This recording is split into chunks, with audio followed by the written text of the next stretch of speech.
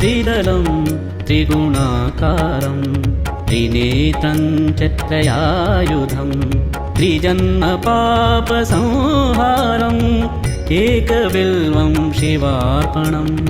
ॐ नमः शिवाय, ॐ नमः शिवाय।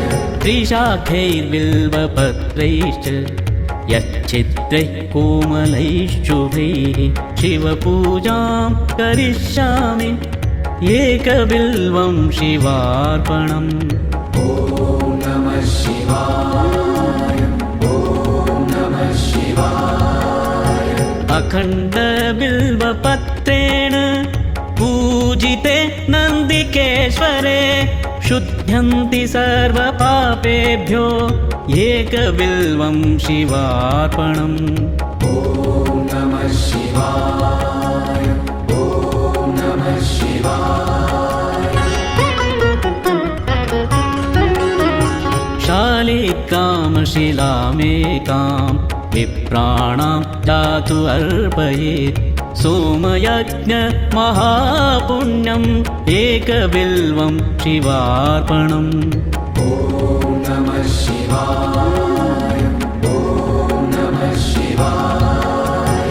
तन्तिकोटिसहस्राणि अश्वमेधशतानि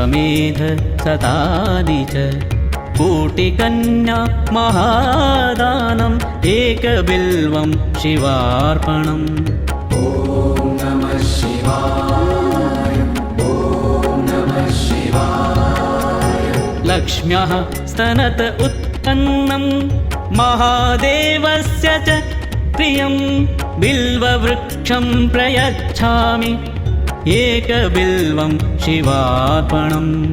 ॐ नमः शिवाय, ॐ नमः शिवाय। दर्शनं बिल्ववृक्षस्य स्पर्शनं पापनाशनम् अघोरपापसंहारम् एकबिल्वं शिवार्पणम्। ॐ नमः शिवाय, ॐ नमः शिवाय।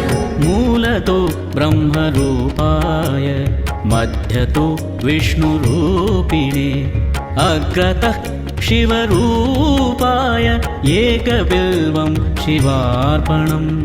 ॐ नमः शिवाय, ॐ नमः शिवाय।